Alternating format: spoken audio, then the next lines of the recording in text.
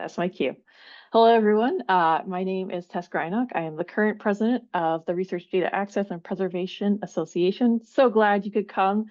Welcome to our 2025 RDAP business meeting and the closing session for the awesome 2025 RDAP Summit. Woo! So this is a Zoom meeting which will run from 4:30 to 5:30 p.m. Eastern Time. Feel free to add your questions to the chat throughout the presentation. We will answer all questions at the end of the meeting, hopefully if we have time. We do want to get you out of here by 5:30 p.m. Eastern Time. And you'll also have the opportunity to voice your questions at the end of the session as well. In the meantime, if you could keep your mic muted so that we can hear all the individual presenters. So please remember that the Code of Conduct is in effect throughout the duration of the summit, including this meeting. The Research Data Access and Preservation Summit organizers are committed to providing an environment where all attendees can participate fully in the program and activities without fear of harassment or discriminatory behavior of any kind. There is a Code of Conduct helper available during the session. Emily Kilser is identified as COC helper both in Feedloop and here in Zoom, and you may direct messages to them if you need assistance. They can provide you with the Code of Conduct email address or the link to the incident report form if needed. As we gather virtually today, I would like to begin by acknowledging that Indigenous peoples of the lands from which we each connect. We recognize the importance of these lands and the enduring presence of Indigenous peoples. A couple of data resources that we can use to uphold the crucial role of data in advancing Indigenous innovation and self-determination are the CARE principles and the First Nations principles of OCAP. I've dropped the links to these resources in the chat.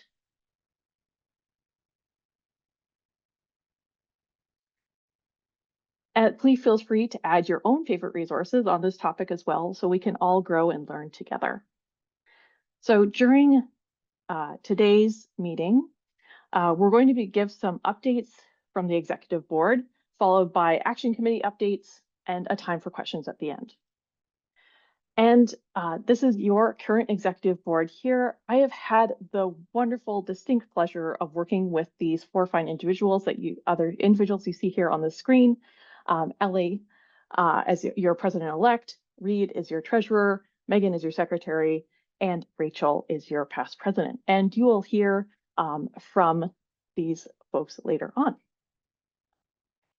So how is RDAP doing working on a strategic plan? So we are currently on a strategic plan that was set for the years 2023 through 2026. And currently, what have we accomplished in this past year to date? So in terms of our first goal of establishing RDAP in the RDM landscape, we have again supported registration and payment processing for the Southeast Data Library. Correct me for the last S, I forgot to write that acronym down, and STEM Librarians Collaborative. And we're have an ongoing liaison with the Research Symposium, thank you. And ongoing liaison with Research Computing and Data, or RCD, Community Builders. And we also have a new liaison for the ACRL SciTech and Data Curation Network. We have also, as we are growing our liaisons, we have formalized our liaison guidelines to help aid our liaisons on terms of what our expectations for them are, as well as how we can better support the liaisons. So on top of that, we are also one of several data organizations coordinating the data rescue projects. And we also provided feedback on the Authors Alliance IP resource. For our second goal of fostering sustainable diversity and inclusion, I was happy to have our Code of Conduct officer. This is going to be their first full year that they're available highly visible throughout the year and not just at the summit. Thank you, Emily, for filling that role. We also have updated accessibility of our email templates, and we also have started the new digitally accessible data and data repositories working group, who you're going to hear from a little bit later. For our third goal of improving and refining business practices and processes. We have completed the migration of organizational documents to our organizational Google Drive. And although we're still finding documents here and there that still need to be updated, but I'm fairly confident that we are most of the way to completion, as well as the website reorganization, which the web committee is going to be talking about in a minute, so I won't touch on that too much. We have also in the process of centralizing the tracking of speaker agreements. And in terms of goal 4, continuing to iterate and add to membership value, one of the big changes that we've had this year is that we have created the new awards task force. And you're going to be hearing from a little bit later. Again, I won't get into details. And a lot of our committees have been doing a lot of work to add value for our members. So I'm not going to steal their thunder. They have some great updates coming up as well. So I will leave it up to them. And with that, I also wanted to mention some of the other things that the exec board has been up to that don't necessarily fall into our strategic plan, but are some of the ongoing administration that we do for RDAP. So one of the things is that we signed the open letter about the 2023 NIH data management and sharing policy. And we submitted RDAP's response to the NSF PAPPG, which is the guiding document for NSF grants and how the components for grant submissions. And this was written by the NSF PAPPG working group. So a big shout out to them and big thank you for creating that and drafting it. It is very much appreciated. And we've also signed up for nonprofit discounts for Slack and Zoom to help ensure that keep our costs down for both of those softwares and give us some other perks. And with that, I'm going to turn it over to Reed. Thank you, Tess, and hi, everyone. So I'm going to give you a little bit of a breakdown of the finances for FY 2025 so far. I want to mention as you're looking at this chart that this was pre-summit, so the numbers are may look a little bit strange because definitely we have a lot of great income coming in from the both the conference and the membership fees. So this was before. So you can see the revenue and the expenditures here. And we have, as you might imagine, quite a lot of operational expenses. So then that's, as Tess was saying, being able to look for places to cut back where we can and still maintain all of the good stuff that we need. And so if we look at our current bank balance, this was in January. It was, you can see it was almost 49 if you round up. But I also want to tell you that I just looked at the balance post-summit, and granted, there's probably some more since that comes out of the summit, but we're at about 52, rounding up 52,000. So great job on the summit, and very thankful to everyone who was able to come, and also want to say thank you to the exec board folks for all of your support and help this year. So I'll turn it over to Megan.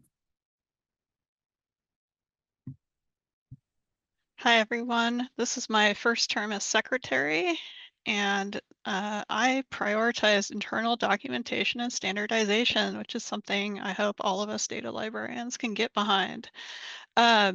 Google Workspace and Google Drive are not as easy to use and administrate as they seem, and so there's been a multi-year process to kind of get some of our document administration cleaned up.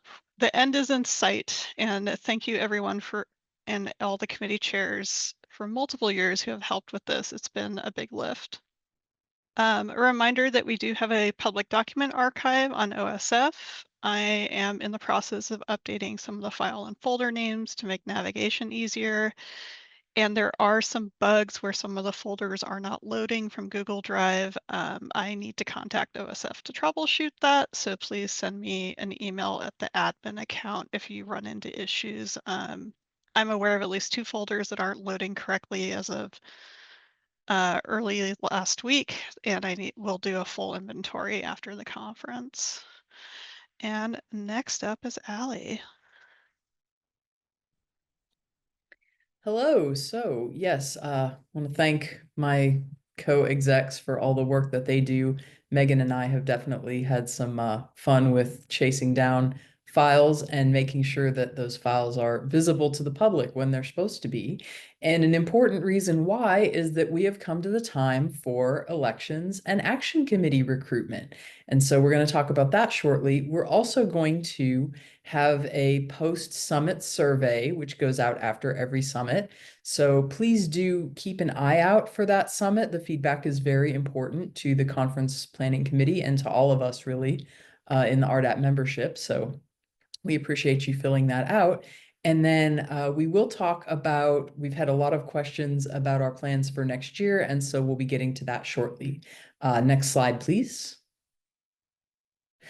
So we are now seeking nominations for a new treasurer and a new president-elect on the board. And the nominations are open now, so all of the links in this presentation are live and you'll have access to them shortly. And we will take self-nominations as well, so just please specify whether you're nominating yourself or on someone else's behalf. And please check with people that you might want to nominate to make sure that they are all right with being nominated. But the position descriptions are up to date, and so you can take a look at what they entail for yourself, or feel free to reach out to me for president-elect or Reed for treasurer to see what it's like to be in these roles. Next slide, please. And if you're not quite ready to shoot your shot for exec board yet, you might take a look at being involved in another way through an action committee. We do have descriptions for all of the action committee's responsibilities on the website. And the way to get involved here is again through a form. And this form will be open for a month until April 13th.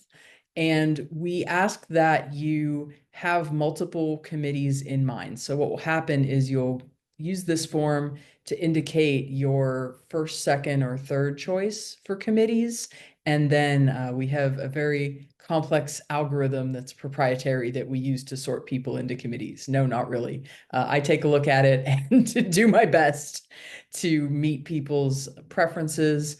But we want people to be able to start in their volunteering commitments by May 1st, and those commitments will run a little extra just so we can make sure to get transitions for all of our committees, because of course, the work that you do is very important and it takes some time to get people up to speed.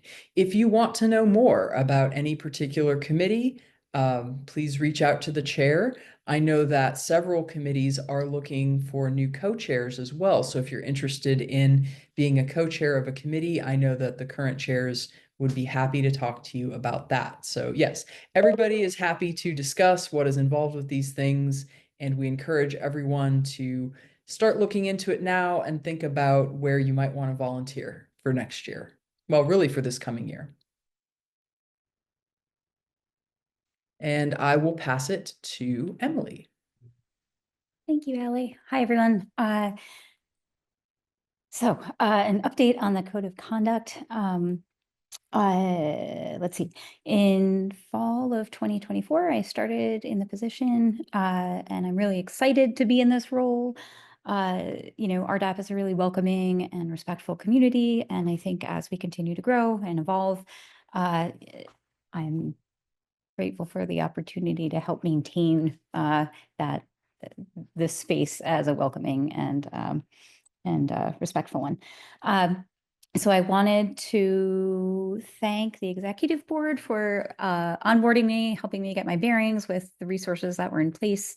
I also wanted to thank the Code of Conduct helpers who have been,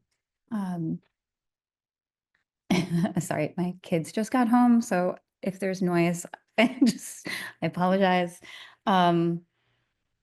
Yeah, so thank you to the volunteers, sorry, for helping extend the presence for maintaining the Code of Conduct throughout the summit. We couldn't have done it without them. And then in terms of what's coming up, I did meet with the DEIA committee in November and had a great conversation with them. From that conversation, I'm hoping that we can look at the Code of Conduct, which was last updated in November of 2021. And so just review the language, see if it's, if there is any opportunity to improve on what's there. And from there, I think I get to hand things off over to the next person. I'm not sure who that is. The action committees. All right, thank you. Yes, we're going to start with the action committees. And first up is our wonderful conference planning committee. Thank you. Yeah, so I guess what we do is this, the conference, which you hopefully just experienced and experienced well. This is, it's a good amount of work, and I'll give just a real quick pitch for joining the conference planning committee. Many hands make light work, and we have great volunteers. So, come and join us. This is the second year that we use the feed loop platform. It was a little smoother this time for us on the back end. I don't know if anybody felt that on the front end, but I think Ashley and I both want to thank Amy Yarnell from last year for going through it an awful lot of the learning curve. And then I guess I could hand it off to Ashley to talk a little bit. I think you'll be talking more as well at the end, but also really want to thank Ashley and Sarah and Matthew. They pulled double duty this year. We've had two separate conference committees going on simultaneously, and they were actually in both of them at the same time. So that's a lot of work. Really appreciate that. Ashley, do you want to say anything more about any of that? No, just we're taking the recommendations from the hybrid task force that met. That was last year. Wow, time is weird.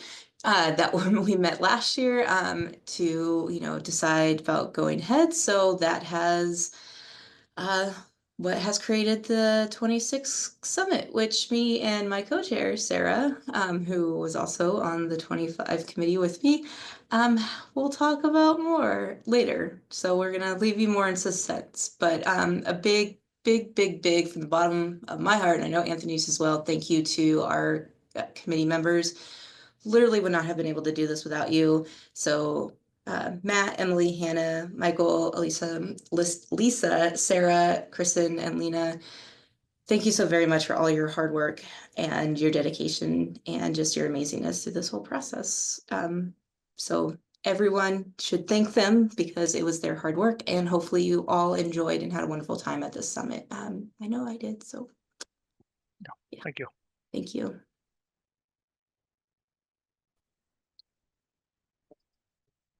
Hello, on the sponsorship committee, we've been working on things like adjusting the packages in preparation for a potential transition to an in-person summit next year.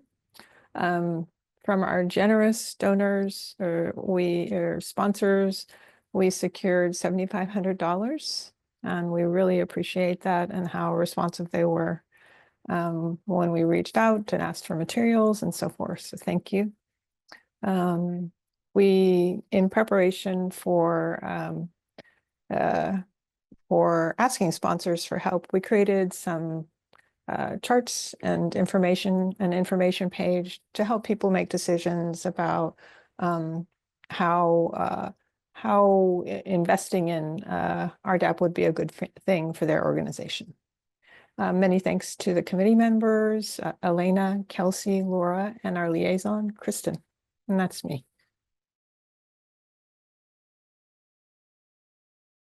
And we'd like to give a big shout out to our sponsors this year for the 2025 Summit. At the constructor level, we had the Center for Open Science. At the connector level, the University of Wisconsin-Madison Libraries. At the convener level, the Illinois University Library, Cornell University Library, University of Arizona Libraries, University Libraries at Virginia Tech, and the Iowa State University Library. At the collaborator level, the University of Michigan Library. And our scholarship sponsors, I just want to give a big thank you to all RDAP Association members that have contributed to the scholarship fund through the registration form.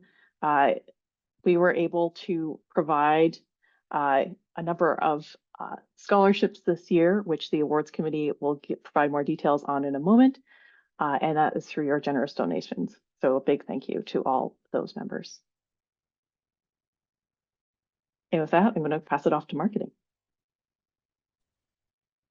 Neat. Thanks, Tess. So yeah, marketing committee is myself. I'm Jennifer Chaput from the University of Massachusetts Amherst. My co-chair is Kelly Burns from Purdue. We went through and updated our marketing documentation, made sure everything was up to date. We had a lot of old information in there. For example, we had sunset Facebook as a social media platform, but still had a lot of information in our documents on that. So made sure everything was current there. We did decide to create a new LinkedIn page for RDAP. Very minimal content so far, but it's there. So if you use LinkedIn, feel free to go ahead and connect with that on LinkedIn.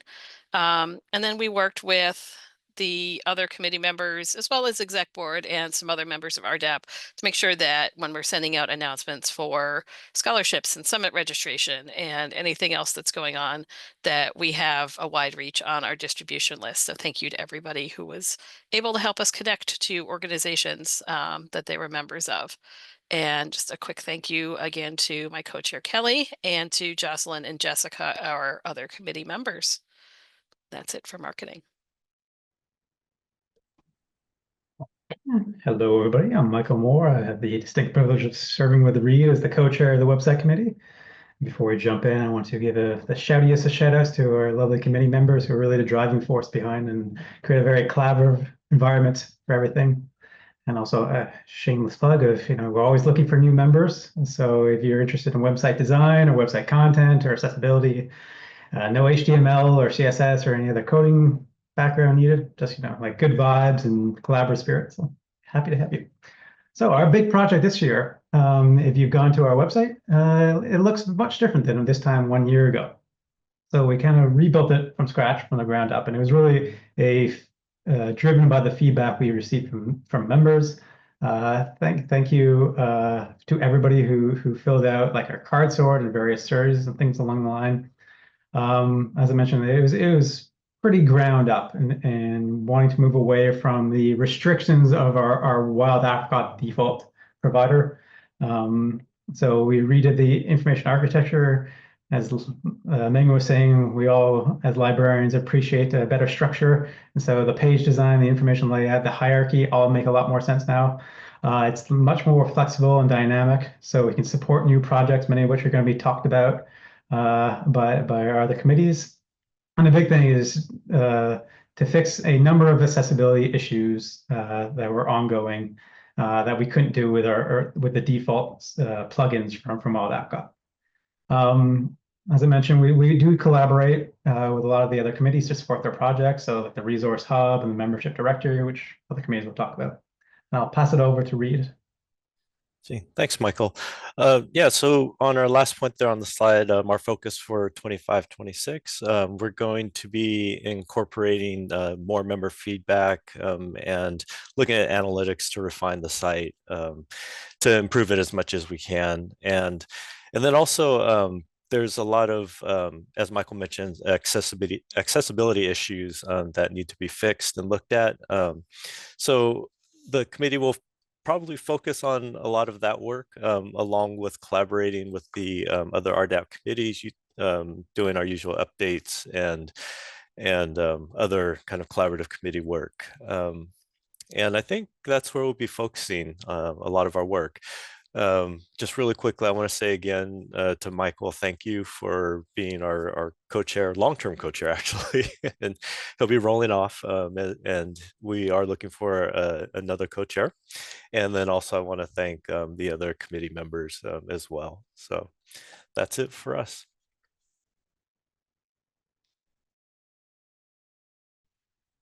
All right, good afternoon, everybody from RDAP. This is Abigail Gobin, and I am one of the publishing co-chairs with the redoubtable Erin Foster.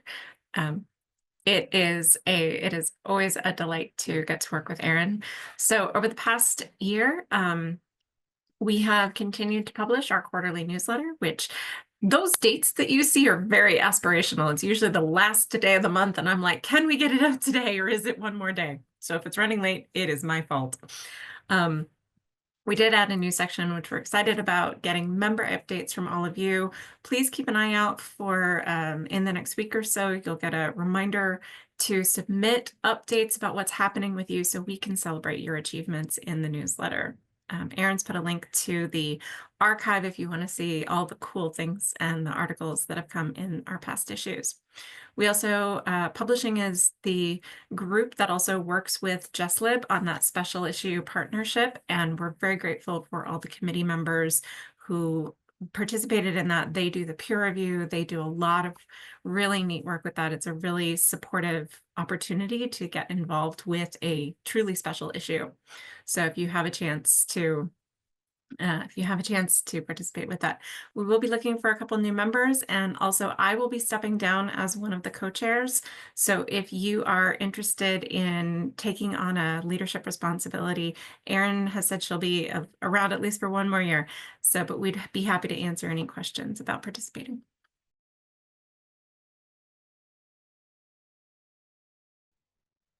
Hi, I'm Kat Kozier, current chair of the Education and Resources Committee. This academic year, we launched the RDAP Resource Hub on the website, which includes a list of favorite data resources, and that page is publicly accessible. We have two other pages on the hub also. They are publicly accessible, but contain member-only access materials. And those are webinar recordings and the Promotion and Tenure Archive. Promotion and Tenure Archive was also launched this year. That is still accepting materials. So if you want to help your colleagues demonstrate value to their colleagues at their institutions so they can also be successful data professionals, please submit a form, and that is available on that page. Events so far this year, we've had 3 webinars, a coffee clutch, and the summit workshops, which were held on Monday. Several of the workshop presenters have posted links to the materials in Feedloop, so grab those now. Grab those now because I'm not sure that those links are on the shared notes. We also have several upcoming webinars, and keep a weather eye out for the call for proposal for next year's webinars in July. We are looking for co-chairs. And lastly, but certainly not least, the work of this committee, it wouldn't be possible without the committee members, and many, many, many thanks to you all. It couldn't happen without you, and I think you all rock. Thanks. Hi, I'm Daria Orlowska, and with Emma Scott together, we are the membership co-chairs. So far we launched our first membership drive in the fall, and we plan to have another one post-summit. So keep an eye out for anyone who may have attended but is not currently a member. We very much would like to see you as part of this organization. RDAP membership awards were first presented in July of last year, and we have a new task force that formed, and we have been assisting with them. You'll hear more about that in just a second.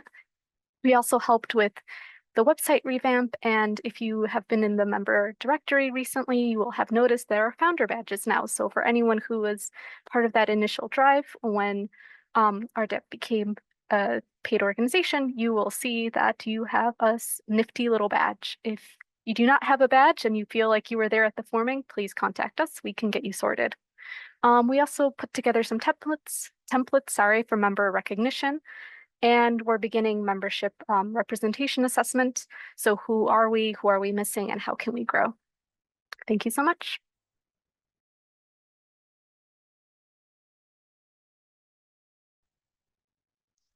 Hello, I'm Mara Sedlins, and I'm a co-chair of the DEIA Action Committee. So that is Diversity, Equity, Inclusion, and Anti-Racism. And one of the roles of our committee is really to support the work of the other action committees, bringing a DEIA lens. And so this year we've established formal committee liaisons to conference, membership, and education and resources committees. And we've discussed maybe more strategic ways to actively reach out to the other committees as part of our work to make sure that we are supporting others in the ways that we can. With this committee, so last year, a huge focus of the committee was organizing the DEIA workshop series that some of you might remember, and we did a panel presentation on that at last year's summit. So when we were finished with that, we're like, okay, what's next? And we were also onboarding some new committees, and some good questions came up like, well, what do we really mean by DEIA? How did this work start? How do we decide what to prioritize?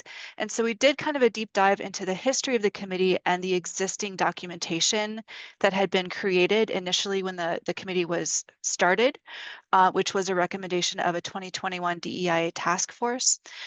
So we've revisited that. We recognize that there's an RDAP draft diversity plan that needs to be updated, but we didn't feel comfortable just determining what our priorities should be without consulting membership. And so we plan to do a brief presentation on the history of the committee so far, and have a discussion where we can get feedback from the RDAP community about what's important to you and what we should really prioritize in coming years. We initially imagined that as potentially a panel for the RDAP Summit, but we're really going to do that as a town hall in May, jumping ahead on the slide. So watch for more details about that as we plan that. The last time we had a DEIA town hall was in 2022, so it's a good time to revisit the topic. As Emily mentioned earlier, we are looking at a code of conduct review, both setting a method for doing that regularly, as well as providing direct feedback on our existing code of conduct. Also, an important goal coming out of the DEI workshops that we did last year was how do you take what we've learned from those workshops and share that out more broadly with the RDAP community while respecting confidentiality and while respecting kind of the proprietary nature of the materials that the workshop presenters used. And so one step we've been working on is creating a list of DEIA resources, both kind of general as well as data specific, to put on the RDAP website, starting from the community source list that was created during those workshops. And we hope to reduce duplication of efforts by summarizing resources that we know exist and pointing people to some good places to start. So I wanted to thank my co-chair, Kimberly Keaton, and the committee members, Hector, Rachel, Alex, and you might notice an unnamed committee member.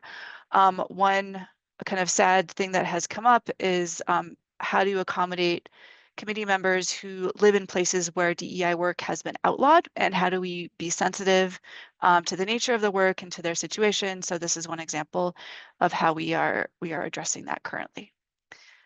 But this has been a really rewarding committee to work on. I'll be rolling off, so I know we'll be looking for at least one new co-chair, and it's really important work, and we can definitely use more help with this. So we'd love to see more volunteers.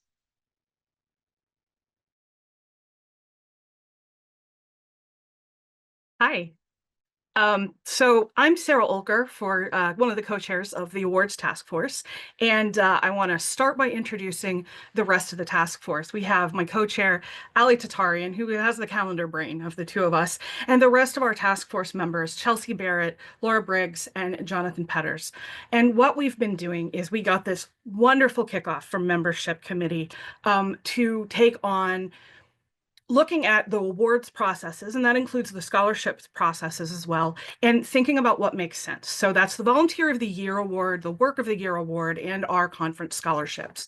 The first thing we want to mention is that you will still have an opportunity to submit items for Volunteer of the Year and Work of the Year for 2024, so please hang on to those. And then we also want to mention that we have awarded 23 Summit scholarships this year for the summit that we've all just attended. And it's been really nice to meet some of the scholarship recipients over the past couple of days.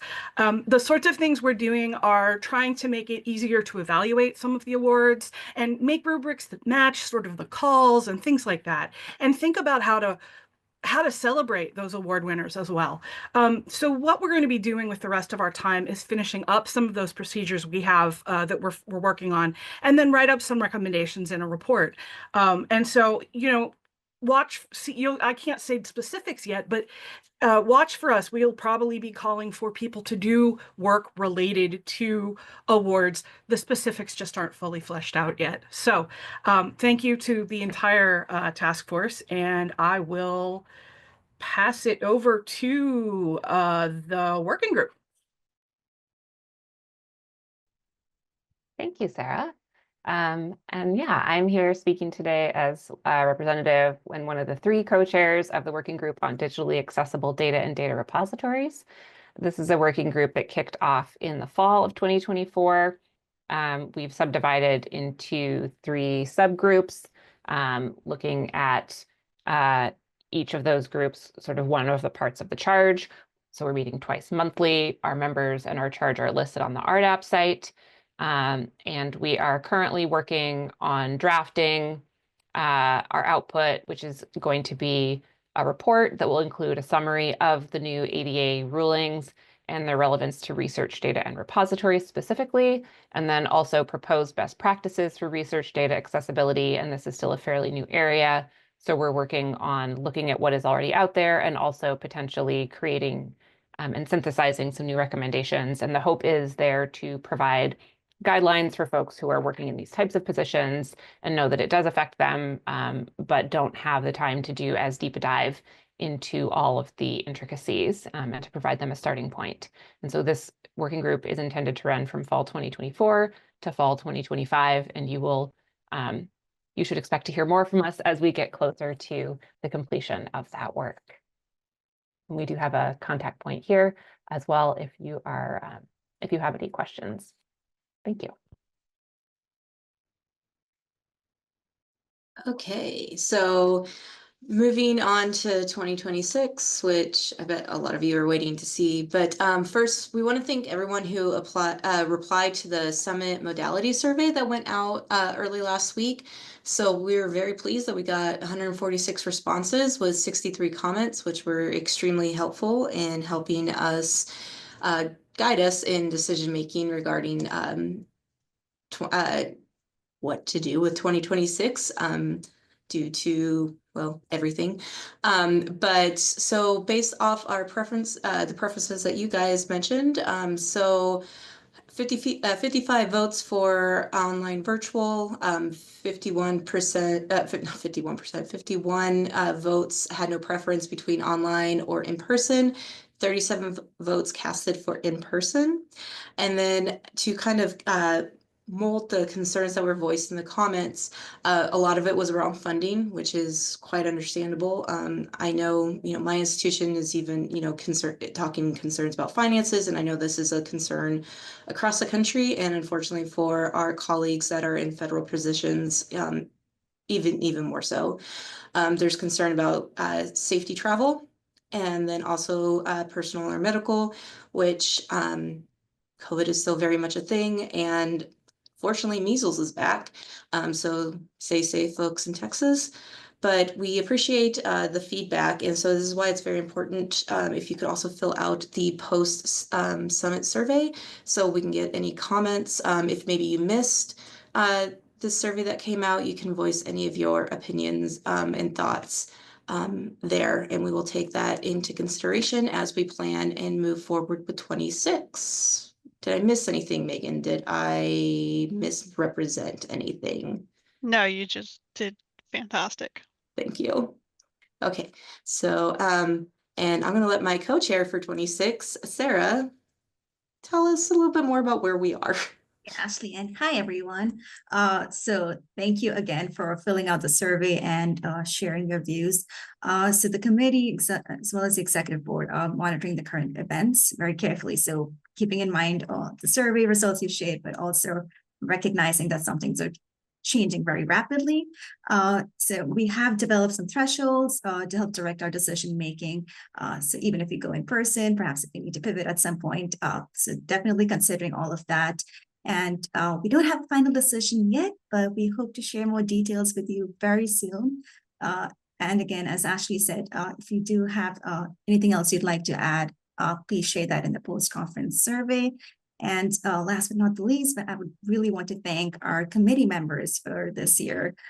We started planning in the fall semester for an in-person conference and did a lot of work. And now we, with the circumstances, we have to pivot. So really appreciate all of our committee members and all of you. For going with us on this ride. And with that, I would like to, this is also the summit closing meeting. So I just want to say thank you so much for a wonderful summit from our volunteers, our conference planning committee, all the committees that put this hard work into it. So just like a big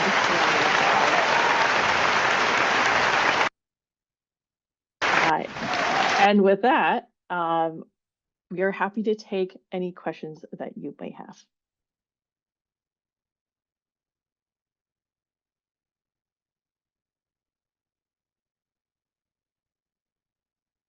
All right, well, hearing no more questions, please do not hesitate to reach out to myself at president@rdapassociation.org if you do have any questions, as well as I will drop the link in the chat to our committee page so that you can contact any of the committee members to find out more about what they are doing, or if you have any questions for anything that was presented today, you can find that there.